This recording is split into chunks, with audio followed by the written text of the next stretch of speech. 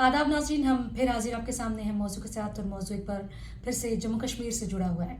जम्मू कश्मीर के वज़ीर आला उमर अब्दुल्ला ने इस रिपोर्ट पर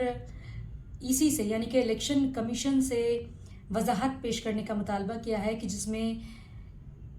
अमरीकी सदर डोनाल्ड ट्रंप ने ये कहा था कि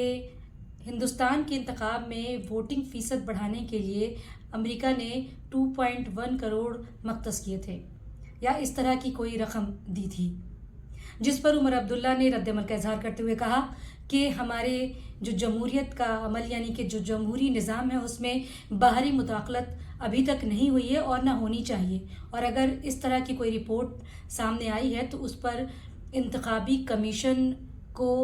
वाज़े कर देनी चाहिए सारी बातें। उमर अब्दुल्ला ने एतराज़ करते हुए कहा कि ये कैसे मुमकिन है, और क्योंकि जो हमारा जमहूरी अमल है यानी कि जो इंतखाबी अमल है उसमें कभी भी बाहरी मुदाखलत नहीं हुई है और अभी भी नहीं होनी चाहिए। क्या आपको लगता है कि इस तरह का कोई वाक़या रूनुमा हुआ है? क्या सदर ट्रंप की जो